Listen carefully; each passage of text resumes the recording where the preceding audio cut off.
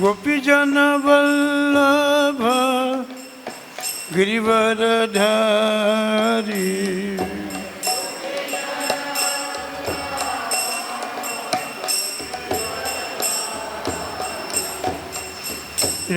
यशोदानंदन ब्रजजनरंजन उदानंदन यशोदानंदन ब्रजजनरंजन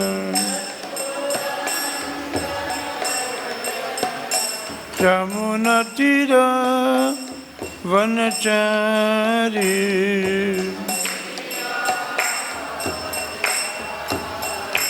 यमुनातीर वनचारी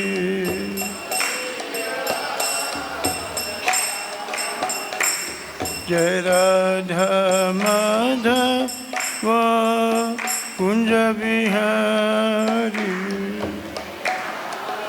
माधव कुंज बिहारी गोपीजन वल्लभ गिरिवरधारी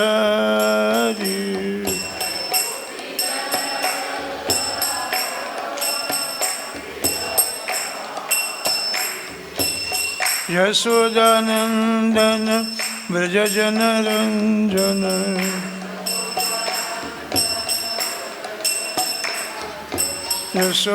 यशोदानंदन ब्रजजनरंजन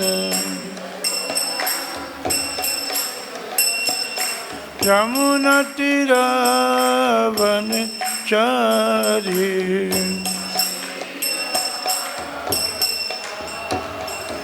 जय राधा माधव कुंज बिहारी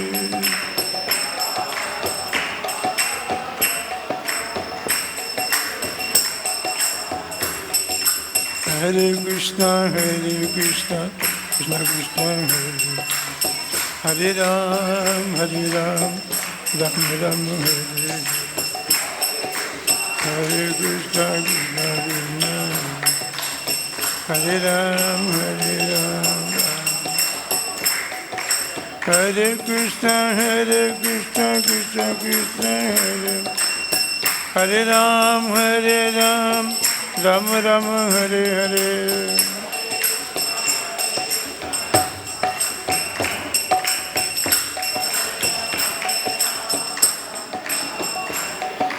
हरे कृष्णा कृष्ण कृष्ण हरे हरे हरे राम राम राम हरे हरे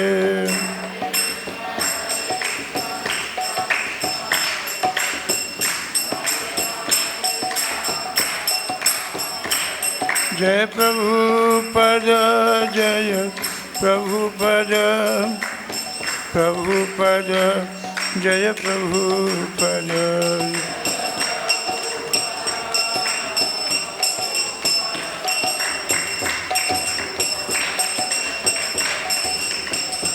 जय कृष्ण बलराम कृष्ण बलराम जय कृष्ण बलराम कृष्ण बलराम जय कृष्ण। श्रील प्रभुपाद जी महाराज की, चैतन्य महाप्रभु की, हरिनाम संकीर्तन युग धर्म की जय।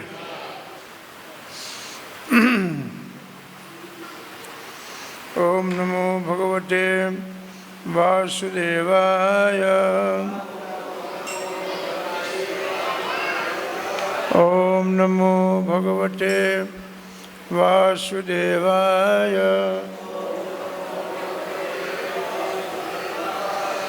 ओम नमो भगवते वासुदेवाय।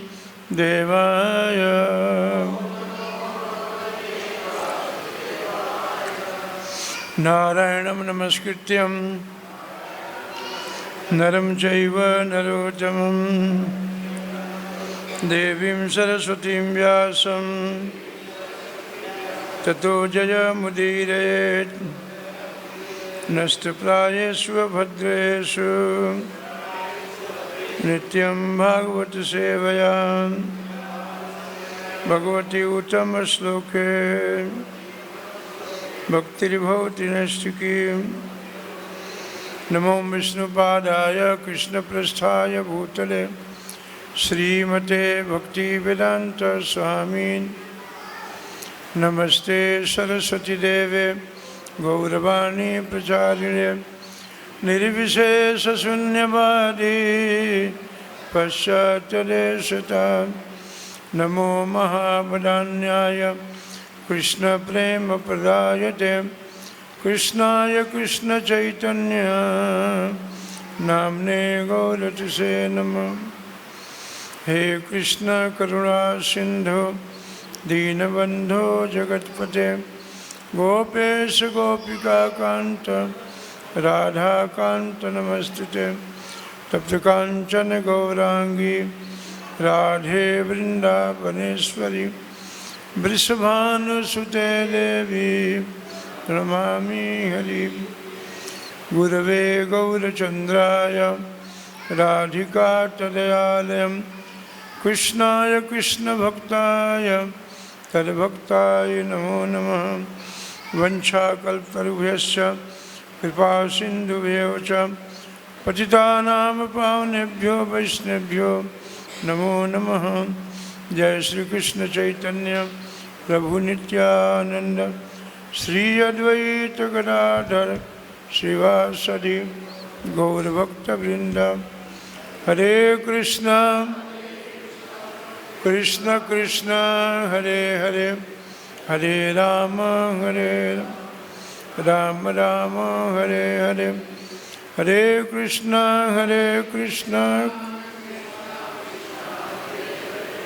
हरे राम राम राम हरे कृष्ण।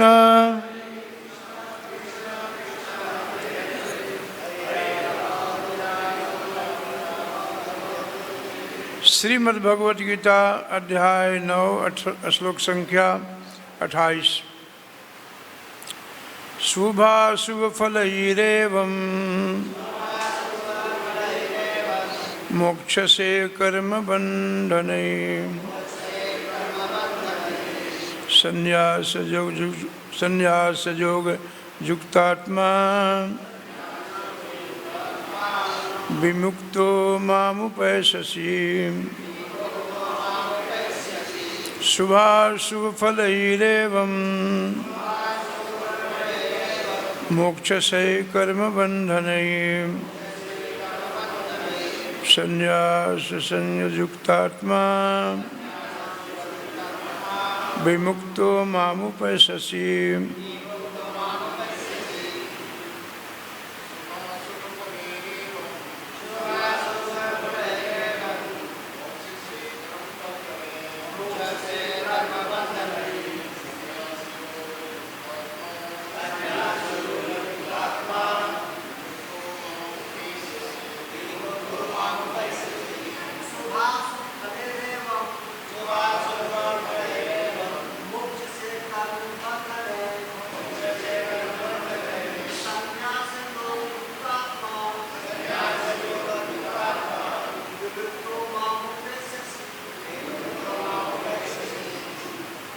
माता जी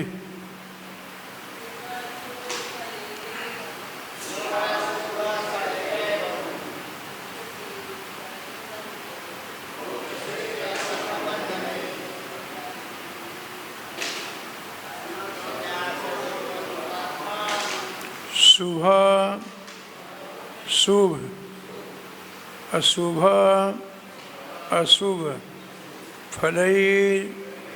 फलों के द्वारा एवं इस प्रकार मोक्ष से मुक्त हो जाओ। कर्म के बंधन से संन्यास के योग से युक्तात्मा मन को स्थिर करके विमुक्तः मुक्त हुआ, माम मुझे, उपैस्यसि प्राप्त होंगे। अनुवाद तात्पर्य प्रभुपाद जी के द्वारा। श्रीमद् भगवद गीता की। इस तरह तुम कर्म के बंधन तथा इसके शुभाशुभ फलों से मुक्त हो सकोगे।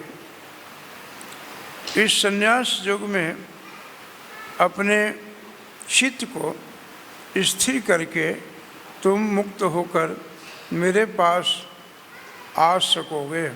तात्पर्य, गुरु के निर्देशन में कृष्ण भावनामृत में रहकर कर्म करने को युक्त कहते हैं। परिभाषिक शब्द युक्त वैराग्य है। श्री रूप गोस्वामी ने इसकी व्याख्या इस प्रकार की है भक्ति रसामृत सिंधु में। अनासक्तस्य विषयान यथार्थः मुपयुञ्जते निर्बंध कृष्ण संबंधे युक्त वैराग्य उच्यते। श्री रूप गोस्वामी कहते हैं कि कहते हैं कि जब तक इस जगत में हैं तब तक हमें कर्म करना पड़ता है। हम कर्म करना बंद नहीं कर सकते। अतः यदि कर्म करके उसके फल कृष्ण को अर्पित कर दिए जाएं तो यह युक्त वैराग्य कहलाता है। वस्तुतः संन्यास में स्थित होने पर ऐसे कर्मों से चित्त रूपी दर्पण स्वच्छ हो जाता है और कर्ता ज्यों ज्यों क्रमशः आत्म साक्षात्कार की ओर प्रगति करता जाता है, त्यों त्यों वह परमेश्वर के प्रति पूर्णतः समर्पित रहता है। इसका भाव ये है कि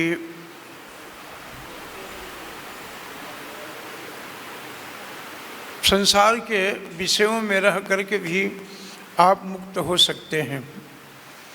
जैसे रूप गोस्वामी जी भक्ति रसामृत सिंधु में कहते हैं, इसको युक्त वैराग्य करते हैं। आप कृष्ण भावना भावित हो करके अपने गुरु के निर्देशानुसार भक्ति करते हैं। देखो, भक्ति भी स्वतंत्र अच्छी नहीं लगती है। भक्ति हमारी स्वतंत्र नहीं होनी चाहिए।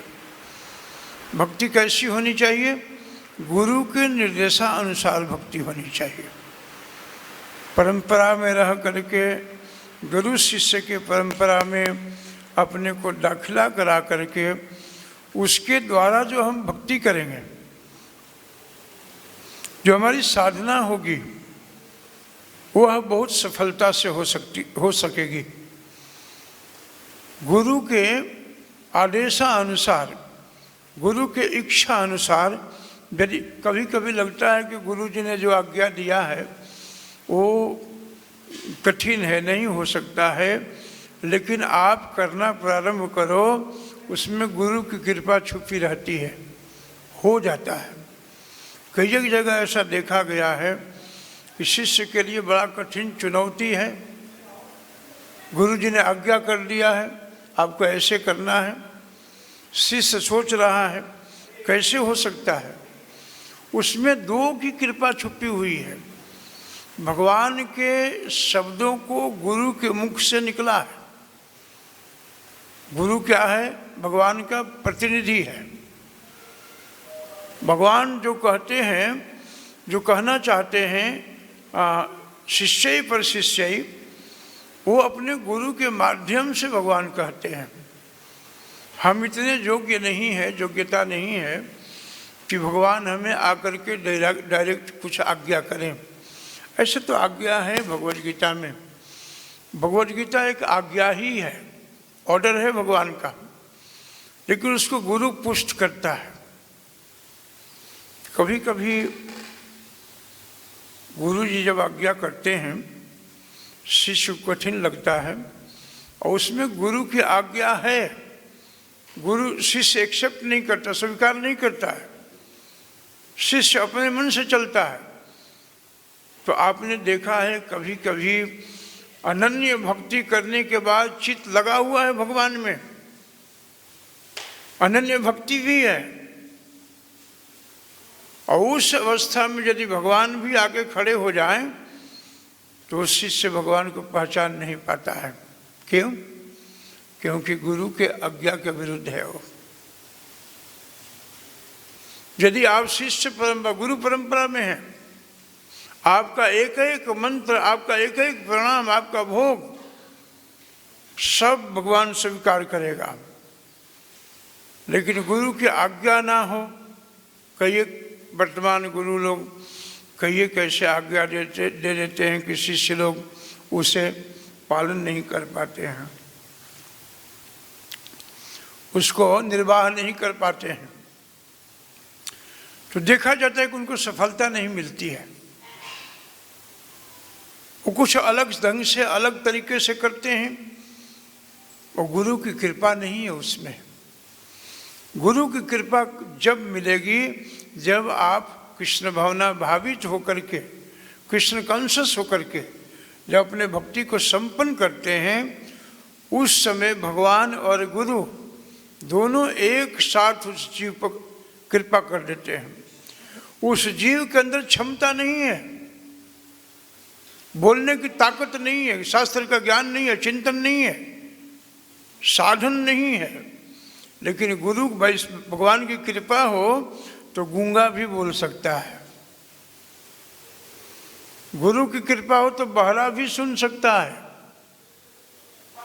गुरु की कृपा हो तो अंधा भी देख सकता है, गुरु की दया हो तो लंगड़ा भी पहाड़ चढ़ सकता है। इतनी महत्व है गुरु की कृपा। एक बार सूरदास जी को भगवान सूरदास जी संकीर्तन कर रहे थे, भजन कर रहे थे, भगवान उनके समक्ष बैठ करके सुन रहे थे। एक हफ्ता पहले के लेटर में, मंगला आरती में जो लेटर पढ़ा जाता है, उसमें प्रभुपाद जी कहते हैं कि धीरे धीरे जो सीनियर भक्त हैं, जो सन्यासी हैं, जो अधिकारी हैं, उनको धीरे धीरे अपनी साधना गुरु की अध्यक्षता में पूरा करते करते अब अवस्था पूरा होते होते परिपक्व अवस्था में जब आ जाता है तो उस व्यक्ति को अब डायरेक्ट भगवान से बात करने की अनुमति मिल जाती है, वो बात कर सकता है। आप श्याम सुंदर जी से बात करके देखिए, आपके एक एक बात को ध्यान से सुनते हैं। जीव में क्षमता नहीं है कि आपकी बात सुन सके, बात करते करते आपको बात रोक देता है। कि भगवान बहुत सुंदर से सुनते हैं, जब आप प्रार्थना करते हो, उनका ध्यान चिंतन करते हो, बहुत ध्यान से सुनते हैं भगवान। सूरदास जी के समक्ष भगवान बैठे थे, गीत सुना रहे थे। सूरदास जी धीरे धीरे आवाज़ आई तो सूरदास जी ने गीत गाते गाते कन्हैया के हाथ को पकड़ लिया। श्यामा जी भी साथ में है, कन्हैया के हाथ को पकड़ा तो जो सूर लोग होते हैं ना, उनके देखने की शक्ति हाथों में आ जाता है, स्पर्श शक्ति से पहचान लेते हैं। सूरदास जी ने समझ गए कि और कोई नहीं, मैं जिनका चिंतन करता हूँ, मैं जिनका भजता हूँ, जिसको भजता हूँ वही है। बहुत मुलायम, फूल से भी सुकुमार भगवान का कोमलांग ये हाथ पकड़े तो सूरदास जी मुस्कुरा दिए। सूरदास जी ने कहा कि आप वही हो ना? बोले कौन? बोले कि हम जिसका भजन कर रहे हैं, जिनको याद कर रहा था, आप वही बैठे हैं ना? भगवान मौन रहे, सूरदास जी समझ गए। सूरदास जी खड़े हो गए, भगवान भी खड़े हो गए, थोड़ा देर तक चले। भगवान ने कहा कि अब ये मेरा हाथ छोड़ दो। बोले कि सरकार बहुत मुश्किल से आपका हाथ मेरे हाथ में आया है, बड़ा कठिनाई से आया है, अब छोड़ने वाला नहीं हूँ मैं। भगवान ने कहा कि छोड़ दो, अब हो गया, स्पर्श हो गया तुम्हें, अब छोड़ दो। बोले कि दास सरकार, आपके हाथ छोड़ करके मैं किसका हाथ पकड़ूं? आप ही तो पकड़ने जोग हो। भगवान ने कहा कि मैं छुड़ा लूंगा। सूरदास जी ने कहा कि छुड़ा सकते हो, मैं निर्बल हूं ना, मैं नेत्रहीन भी हूं, लेकिन आपके प्रति जो मेरा प्रेम है ना वो बड़ा मजबूत है, बहुत प्रगाढ़ है ये। भगवान ने जब ऐसी बात कही तो भगवान थोड़ा हाथ रखे, सूरदास जी से बोले कि अच्छा चलो, तुमने बड़ा प्रेम से बात किया है मेरे से, अब मैं तुमको आंख दे दूं। भगवान ने धीरे धीरे करते सूरदास जी की आंख जो अंधा था उसको ठीक कर दिया, और आंख से सूरदास जी देखने लगे। सब भगवान के दिव्य अंग को देखते हैं सूरदास जी, जिस अंग का वर्णन करते हैं अपने भजनों में, उस अंग को देख रहे हैं सूरदास जी, स्पर्श कर रहे हैं, नेत्रों से दर्शन कर रहे हैं, चित्त लगा हुआ है। भगवान ने कहा कि अब ठीक हो गया, अब तुम देखो, देखते रहो मेरे को, अब मैं चलता हूँ। भगवान थोड़े आगे गए, सूरदास जी ने कहा कि प्रभु प्रभु आप थोड़ा रुक जा, शांति रखो, बच्चों शांति रखाओ, या तो पीछे करो, बच्चों को पीछे कर दो। एक आदमी के चलते बहुत आदमी कथा ध्यान टूटता है ना। तो क्या कह रहा था, भगवान जब आगे बढ़े तो सूरदास जी ने कहा प्रभु प्रभु एक निवेदन है। बोले क्या निवेदन है? बोले कि थोड़ा रुक जाओ। भगवान रुक गए। सूरदास जी ने, भगवान ने पूछा कि अब अच्छा दिख रहा है तुमको? बहुत बढ़िया दिख रहा, अब तो ठीक है ना सब? सूरदास जी ने कहा ठीक तो है प्रभु, लेकिन आप तो जा रहे हो, क्या करूं मैं? बोले कि मैं जैसा अंधा था ना वैसी अंधा बना दो, वैसी बनाओ। बोले क्यों? बोले कि आपको देखने के बाद जगत को क्या देखना है? जगत में मैं किसको देखूं? जिसका चेहरा देखने जाओ काम से, क्रोध से, लोभ से भरा हुआ है, हृदय में विषय का आविष्कार नया नया हो रहा है। इसलिए सरकार मैं जैसे था ना वैसी बना दो। आप भी जब भजन साधन में डूब जाते हो, जब जप करते हो तो क्या करते हो? अंगुलियां चलती हैं, जिह्वा बोलती हैं, कान सुन रहा है, आंख बंद हो जाता है। बंद नहीं करना पड़ता है, आंखें बंद हो जाती हैं। आंख बंद किए बिना आप भगवान से कुछ कह ही नहीं सकते हो। आंख बंद किए बिना आप भगवान को देख ही नहीं सकते हो। तो सुर तो हम सभी हैं, सुर तो हम सभी हैं। भगवान जब सामने आते हैं, दर्शन खुलता है 7:15 बजे, कृष्ण बलराम जी दर्शन देते हैं। जब दर्शन खुलता है 5 मिनट देख करके फिर हाथ जोड़ करके आंख बंद कर देते हो। कुछ मांगते हो, कुछ कहते हो, कुछ चिंतन करते हो। कब? जब आपकी आंखें बंद होती है तब। सूरदास जी ने कहा कि मैं जैसा था वैसा ही मेरे को जाने दो। ये गुरु की आज्ञा है, ये आचार्यों का निर्देशन है। यहाँ पर प्रभुपाद जी अनुवाद में कहते हैं, इस तरह तुम कर्म के बंधन तथा इसके शुभाशुभ फलों से मुक्त हो सकोगे।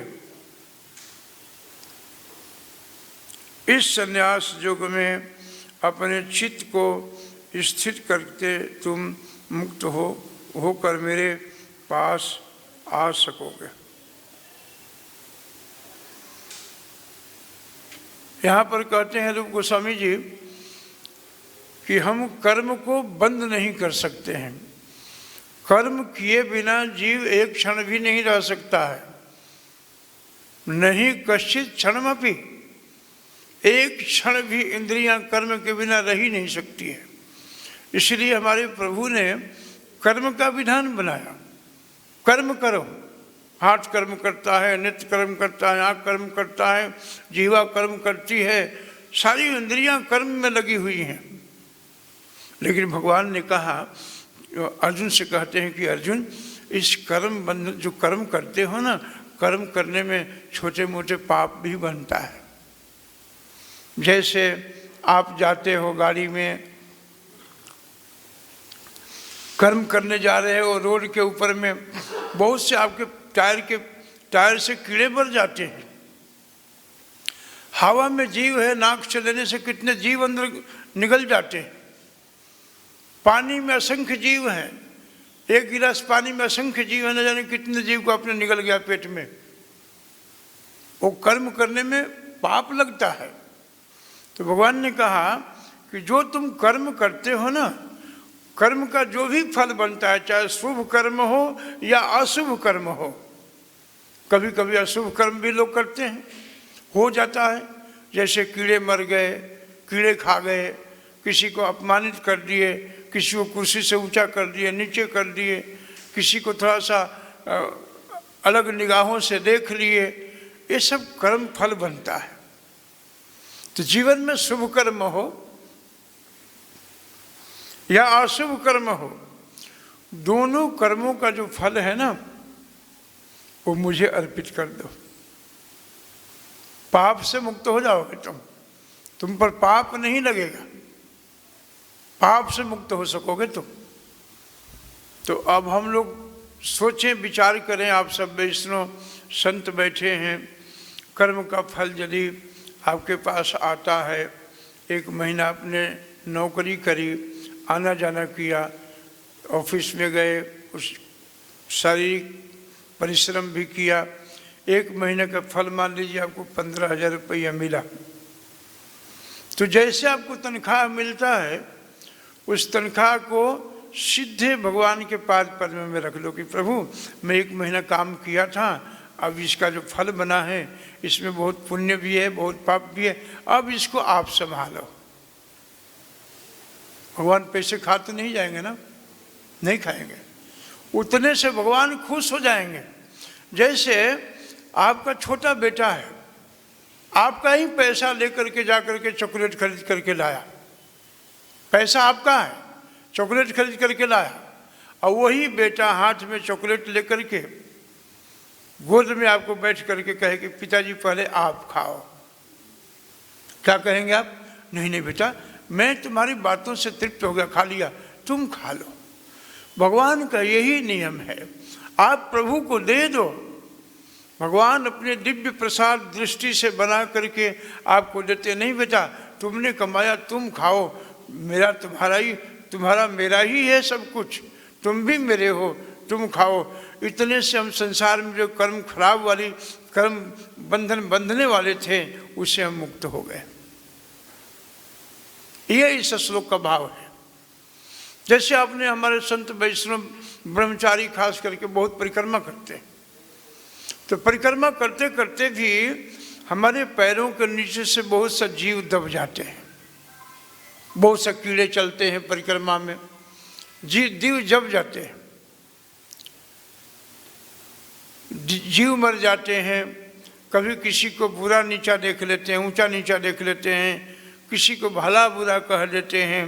न जाने कितने परिक्रमा करते करते 13 किलोमीटर का शरीर से, एक तो पुण्य है कि परिक्रमा कर रहे हैं, और दूसरा साथ में पाप भी बन रहा है कि जीव भी मर रहे हैं। तो क्या करना चाहिए? शुभ जो कर्म है, परिक्रमा का जो फल है वो भी, और जो कीड़ा मरे हैं वो भी। बोले कि प्रभु, मैं तो परिक्रमा किया था आपकी प्रसन्नता के लिए, आपके खुशी के लिए किया, इसका पुण्य पाप जो भी है आप इसको संभाल लीजिए, आप मुक्त हो जाओगे। हम क्या करते हैं कि जो भी महीना में पैसा आने वाला है, वो पैसे को महीना आते आते सारा इंतजाम कर देते हैं कि 500 वहाँ जाएगा, 1000 दूध वाले को जाएगा, 2000 राशन वाले को चला जाएगा, 5000 बिजली का बिल होगा। भगवान देखते रह जाते हैं कि देखो ये सब बिजली में बांट रहा है, हम जो कुछ सब कुछ फ्री दे रहे हैं उसमें कुछ दिया नहीं। भाई आप तो रात्रि में बल्ब जलाते हो ना, लाइट जलाते हो, पंखा चलाते हो, एसी कूलर चलाते हो, उसका बिल भरते हो। अभी आपको सूर्य के रूप में सुबह से शाम तक जिसने सूर्य के माध्यम से इतनी बड़ी लाइट दिया है, उसका क्या हम बिल जमा करते हैं, है ना? सुबह से शाम तक सूर्य बिना थके, बिना श्रम के आपको लाइट पहुंचाते हैं। आपके पेट के भोजन भी पचता है, ऊर्जा भी मिलता है। आपने देखा होगा आपके घर में बल्ब है, बिजली कट सकती है, फ्यूज हो सकता है, 12 घंटा बिजली नहीं आ सकती है, लेकिन हमारे प्रभु ने जो लाइट जलाई है वो कभी देखा कि वो फ्यूज हो गया हो या एक दिन आकाश में ना आया हो? ऐसी सुंदर लाइट की व्यवस्था प्रभु ने किया है। पंखे की हवा लेते हो, गर्मी चल रही है, हमारे प्रभु ने आपको 24 घंटे जगते समय भी, सोते समय भी, जब बिल्कुल सोने के बाद निर्भीक हो जाते हो उस अवस्था में भी हमारा प्रभु क्या करते हैं कि नाक में हवा फेंकते हैं, निकालते हैं। उसका कुछ देते हैं हम लोग? कभी जमा किया हम लोगों ने? ऐसा नहीं ना। ये हमारे भगवान की व्यवस्था है। इसीलिए कहते हैं कि तुम्हारे जीवन में जो कुछ भी है शुभ अशुभ वो मुझे अर्पित कर दो। मोक्ष से कर्म बंधन, कर्म बंधन से मुक्त हो जाओगे। रूप गोस्वामी जी यहाँ पर कहते हैं, बहुत सुंदर बात बताते हैं। श्री रूप गोस्वामी कहते हैं कि जब तक हम इस जगत में हैं तब तक हमें कर्म करना पड़ता है। हम कर्म करना बंद नहीं कर सकते हैं। अतः यदि कर्म उसके फल कृष्ण को अर्पित कर दिया जाए तो वह युक्त वैराग्य कहते हैं। वो भी एक वैराग्य है, वो भी एक संन्यास है। आपके पास जो कुछ भी है, मानस, मन, देह, शरीर, गेह, घर, भक्ति विनोद जी कहते हैं मानस देह गेह जो कुछ मोर अरपीला तुआ पद नंद किशोर। मैं सब कुछ आपके चरणों में, आपके पाद पद्मों में समर्पित करता हूँ, अर्पित करता हूँ। हे प्रभु, आप हमारे पास जो मन है, देह है, शरीर है, घर है और जो कुछ भी रह गया वो सब अर्पित करता हूँ। इसी को वैराग्य कहते हैं। सब कुछ वैराग्य, सब कुछ दे देना, इसको युक्त वैराग्य कहते हैं रूप गोस्वामी जी। ये युक्त वैराग्य है, कहलाता है। वस्तुतः संन्यास में स्थित होने पर ऐसे कर्मों से चित्त रूपी दर्पण स्वच्छ हो जाता है। यदि अपने कर्मों के फल को भगवान को देते हैं, आप लोग पूरी तरह समझ गए कि कर्म का फल क्या है। पैसा, पैसा प्रभु के पाद पद्मों में दे दिया और पैसे को प्रसादी के रूप में लेकर के जहाँ जहाँ देना है दे दो, और उसमें से 1%, ऐसे तो शास्त्र में 50% लिखा गया है, 50% लिखा गया है। आज वर्तमान में संत कहते हैं 10% निकालो, अब कहते हैं संत लोग कि 1% निकालो और निकाल करके भगवान को बढ़िया बढ़िया भोग लागे खिलाओ। आप संसार के कर्म बंधन से मुक्त हो जाएंगे। यही वैराग्य है, युक्त वैराग्य उच्यते। निर्बंध कृष्ण संबंध, कृष्ण से संबंधित जो भी वस्तु आपके पास है और जो वस्तु आने वाला है, जो वस्तु संचित करके रखे हैं, वो सब वस्तु भगवान के पाद पद्मों में अर्पित कर दीजिए। इसको कहते हैं युक्त वैराग्य। यानी परिवार में, घर में रहकर भी आप वैराग्य रूपी जीवन को जी सकते हो। आप शरीर में रहते हुए भी शरीर से अलग हो सकते हो। जो गीता में कहते हैं हम शरीर नहीं है, उसे अलग हो सकते हो आप। इसी संसार में रहते रहते अपने को मुक्त अवस्था कर सकते हैं, इसी का नाम है मुक्ति। संसार में रह करके भगवान के साथ जुड़े रहें, संसार में कर्म करते रहें, भगवान को अर्पित करते रहें, वो व्यक्ति मुक्त हो जाता है। अपने चित्त पर ऐसे कर्मों से चित्त रूपी दर्पण स्वच्छ हो जाता है। जैसे चेतो दर्पण मार्जनम है ना, उसी प्रकार चित्त रूपी दर्पण हमारे चित्त में अनेक वर्षों से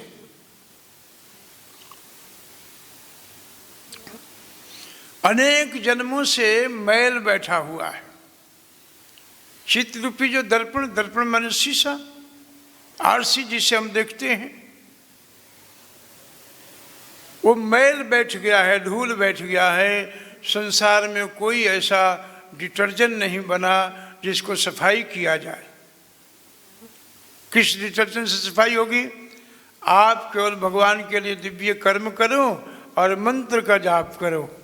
मंत्र के जाप करने से अंदर वाली जो चित्त रूपी दर्पण है वो स्वच्छ हो जाता है, पवित्र हो जाता है। फिर भगवान को देखने की आवश्यकता नहीं, भगवान तो अंदर ही बैठे हैं। वो जैसे चित्त दर्पण साफ होता है, भगवान आपको अंदर ही बैठा दिखने लगता है। वो यही वैराग्य है, इसको युक्त वैराग्य कहते हैं। आगे कहते हैं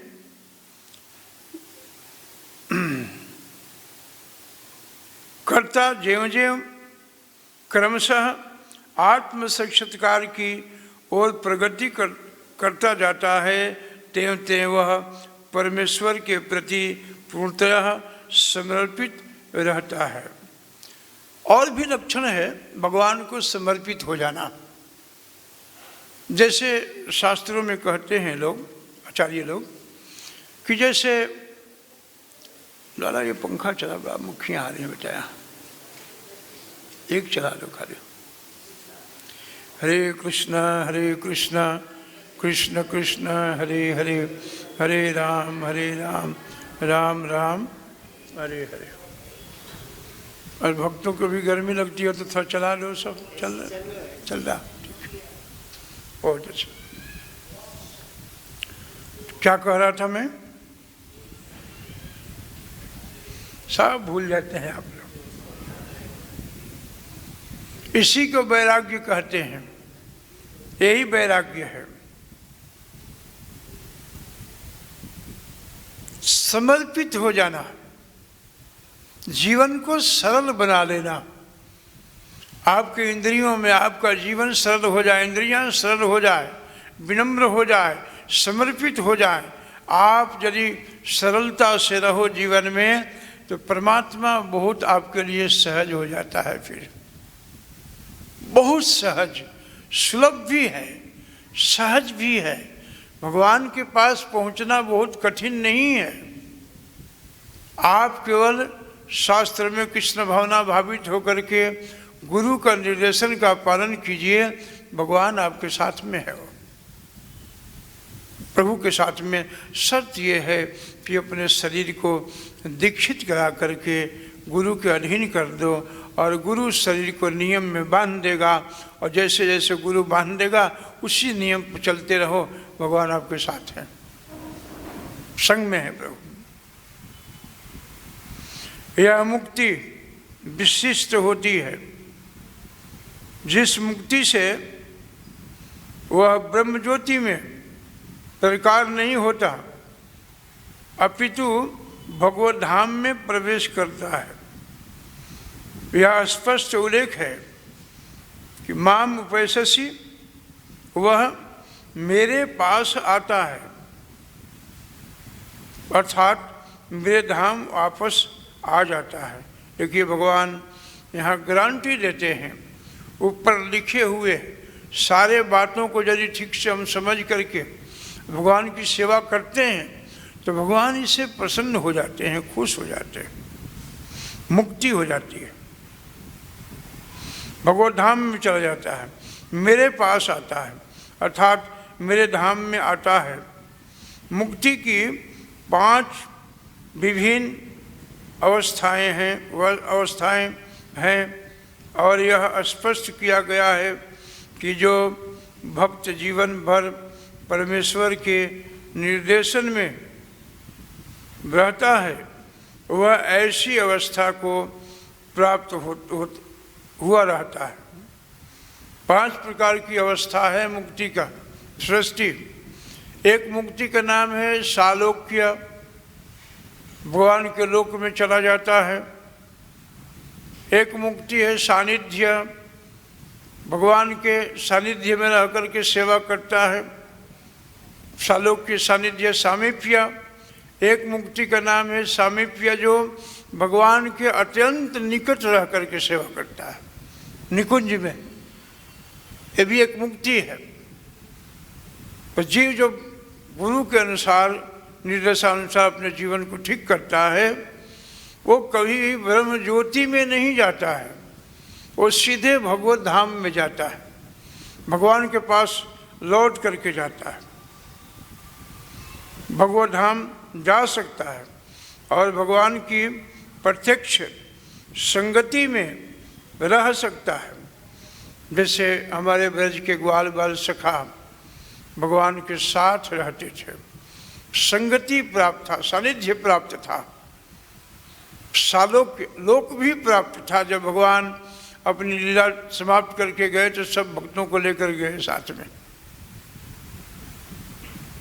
ये अवस्था आ जाती है क्या करने से? साधना करने से, गुरु की आज्ञा पालन करने से। कहते हैं ना गुरु मेहरबान है तो शिष्य पहलवान है ना, ऐसा लिखा है ना। गुरु मेहरबान हो जाता है, शिष्य सोचता है कि हमारे जैसा गुरु जी की कृपा है हमारे ऊपर, हम कोई भी बड़ा से बड़ा काम कर सकते हैं। देखिए प्रभुपाद जी अपने शिष्यों पर मेहरबान हैं, शिष्य बड़े बड़े काम कर दिए हैं सब। प्रभुपाद जी ने 108 मंदिर खोला, प्रभुपाद जी मैंने परम गुरु जी भक्ति सिद्धांत सरस्वती प्रभुपाद जी ने 64 गौड़ीय मठ का निर्माण किया। भक्ति सिद्धांत सरस्वती प्रभुपाद जी अपने शिष्य पर मेहरबान हुए, कृपा दिया, प्रभुपाद जी ने 108 मंदिर बनाया। आज प्रभुपाद जी अपने शिष्यों पर मेहरबान हैं, जहाँ जहाँ उनके शिष्य हैं न जाने 10-10, 20-20, 50, 100-100 मंदिर बना करके बैठे हैं। ऐसी अवस्था प्राप्त हो जाता है कब? गुरु का जब निर्देशन होता है।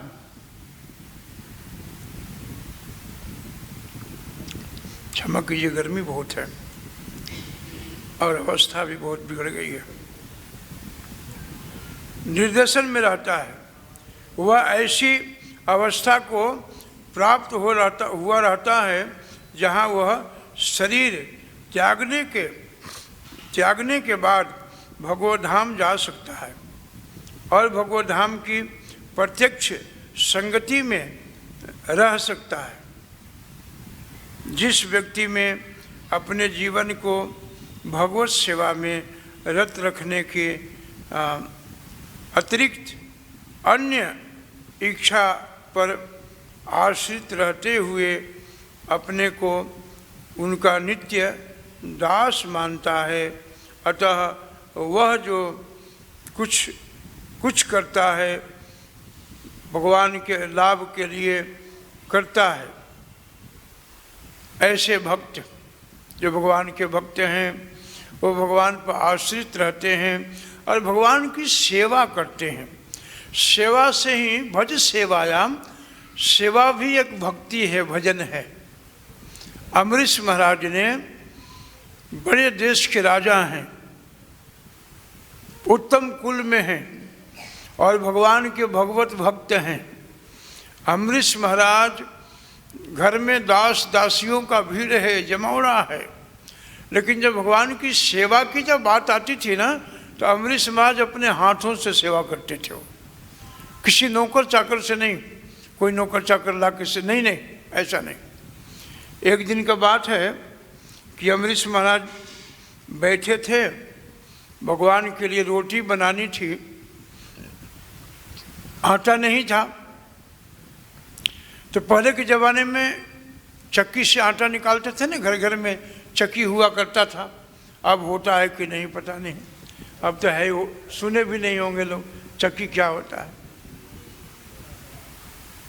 तो चक्की से अमरीश महाराज आटा निकाल रहे थे।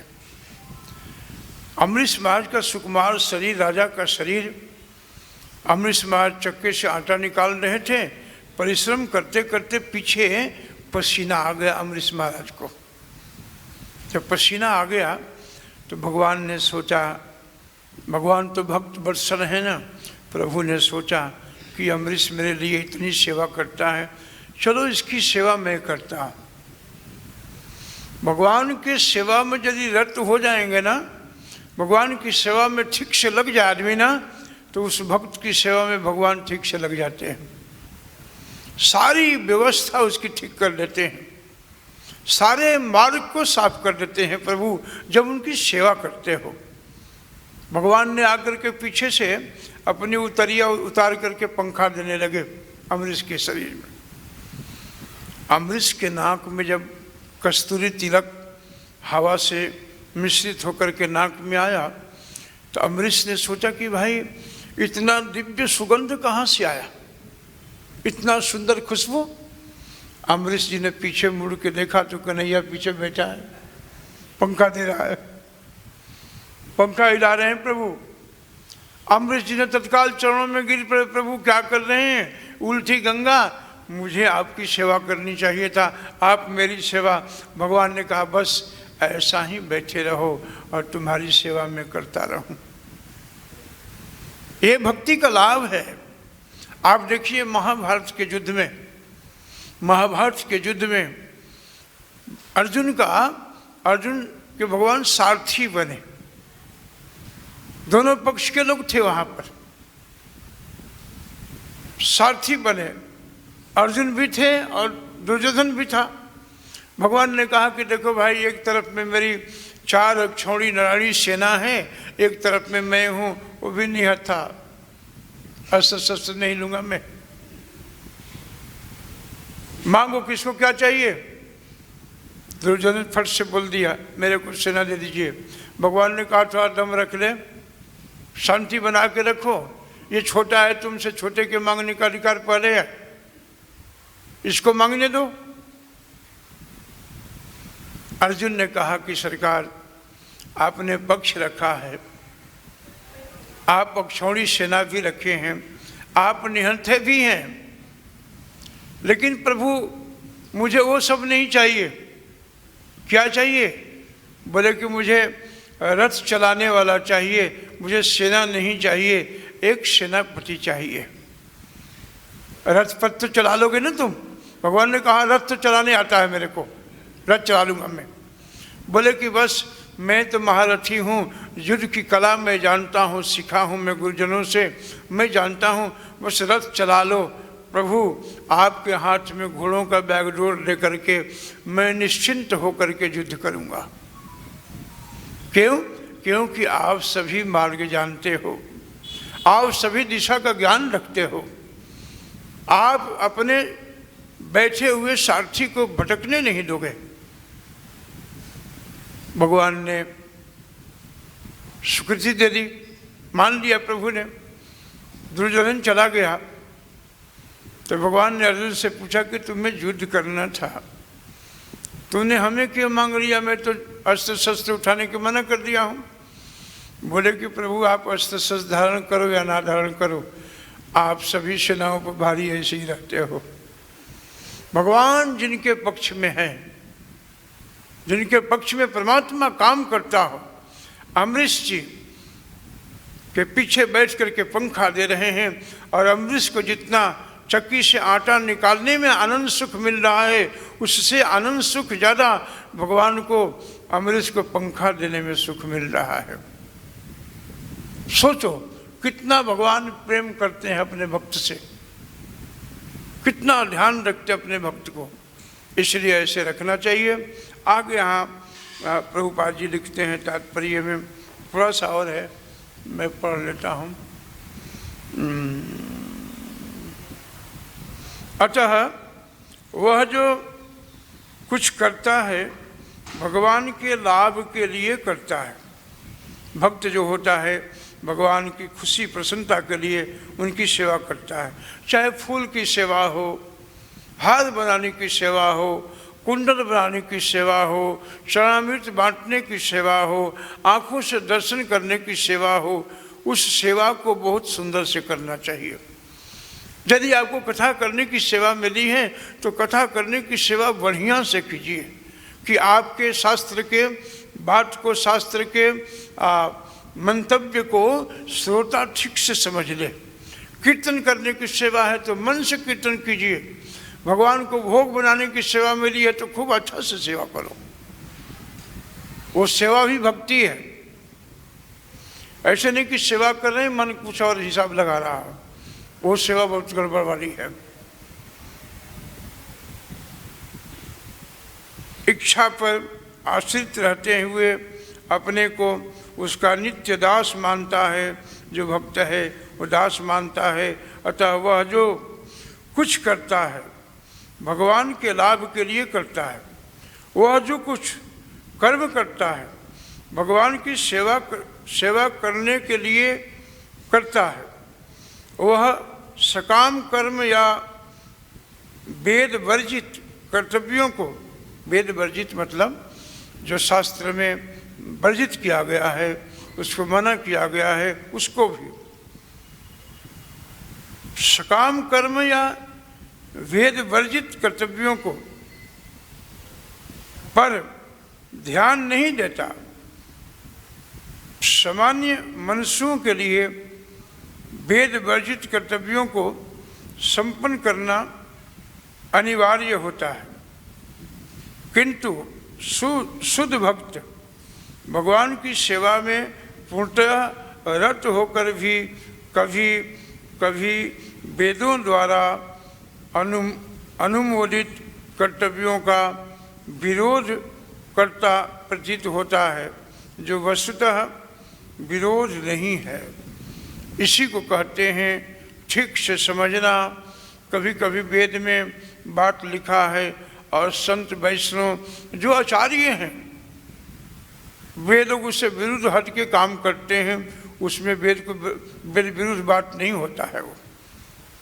वो उसको समझते हैं भगवान सेवा को। गुरु शास्त्र साधु वाक्य, गुरु की बात, संत की बात और गुरु साधु साधु गुरु, कैसे श्लोक है वो चैतन्य चरितामृत में, साधु गुरु, साधु गुरु शास्त्र, तीन, साधु की बात और गुरु की बात शास्त्र से मिलता हो, शास्त्र की बात कहता हो, वही सूत्र, वही सिद्धांत प्रमाणित माना जाता है। यहाँ पर कहते हैं कि ये प्रमाणित करता है कि बड़े बड़े आचार्यों ने भगवान की सेवा को स्वीकृति दिया है, बड़े बड़े आचार्य, बड़े बड़े संतों ने इसकी स्वीकृति दी है। अतः वैष्णव आचार्य का कथन है कि बुद्धिमान से बुद्धिमान व्यक्ति भी शुद्ध भक्ति का योजनाओं तथा कार्यों को नहीं समझ सकता। ठीक से ठीक शब्द है तार वाक्य क्रिया मुद्रा विज्ञाना बुझाए। चैतन्य चरितामृत मध्य लीला में कहा गया है इस प्रकार, जो व्यक्ति भगवान की सेवा में रत है या जो निरंतर योजना बनाता है रहता है कि किस तरह भगवान की सेवा की जाए, उसे ही वर्तमान में पूर्णतः मुक्त मानना चाहिए। वही मुक्त व्यक्ति है। वास्तव में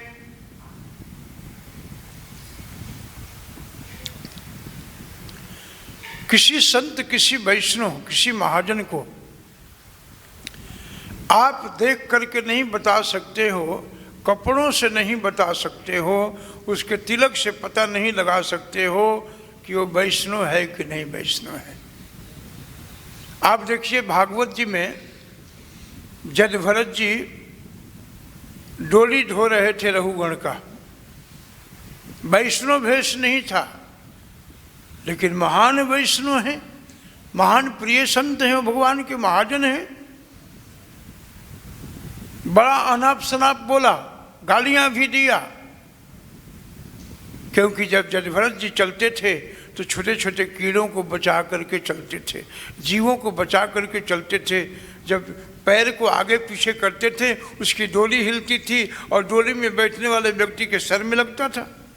उसको गुस्सा आ गया, अनाप शनाप बहुत गाली दिया। जदभरत जी ने कभी नहीं बोला। उस दिन जब अनाप शनाप बोला तब जदभरत जी ने कहा कि आखिर इसका बोझ मेरे कंधे पर है, यदि आज मैं नहीं बोलूँगा तो फिर इसका कैसे सुधार होगा। और डोली रख दिया, और डोली रख करके जदभरत जी ने कहा, रघु गणे तप तपसा न याति न चजया निर्विपणा गृहीत्वा न छंदसा नैव जलाग्नि सूर्यो बिना महत्पाद रजोभिषेकम। जल में खड़े होने से नहीं, अग्नि में तेज धूप देने से नहीं, तेज गर्मी देने से नहीं, घर छोड़ने से भी नहीं, निर्पणा गृह न छंदसा, बहुत वेद का पठन पाठन करने से भी नहीं, न छंदसा नैव जलाग्नि सूर्यो, सूर्य को तीखे धूप में शरीर को जलाने से भी नहीं मिलते हैं, अग्नि के साथ बैठ के हिट देने से भी नहीं मिलते हैं, जल में खड़े होकर के तपस्या करने से भी नहीं मिलते हैं। तो प्रश्न हुआ कि तब मिलते कैसे हैं भगवान। रघुगण ने पूछा कि साहब आप कौन हैं? आप जिनके लिए मैं जा रहा हूं गंगा सागर में कपिल भगवान के पास, आप वही तो नहीं है? महात्मा जदभरत जी ने कहा कि ये तुम्हारी दूसरी भूल है। अरे भाई, जो तुम है वो मैं हूं, जो परमात्मा तुम में बैठा है वही परमात्मा हम में भी बैठा है। वो चींटी में भी है, हाथी में भी है, कुत्ता में भी है, चंडाल में भी है, वही है सब में। हम सभी प्रभु के सेवक हैं। हाथ बांध के पूछा कि प्रभु आप ये उपाय बताओ कि भगवान मिलते कैसे हैं। तब उन्होंने कहा, बिना महत्पाद, बड़े बड़े संतों के जो पाद पद्मों का जो रज है ना, धूल है ना, उस धूल करके माथे पर जब तक नहीं लगाओगे तब तक भगवान नहीं मिलेंगे तुमको। ये संत की परिभाषा है। तो इस तरह से प्रभुपाद जी ने बड़ा सुंदर इसकी व्याख्या की है और आगे बहुत कथाएं हैं इसमें।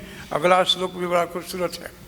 तो आप सब वैष्णव हैं, संत हैं, आप सब कृपा हमें भी दीजिए, भगवान की कृपा आपको मिले, आप सभी सुखी रहो, स्वस्थ रहो, संपन्न रहो, आप सबकी भक्ति खूब बढ़े।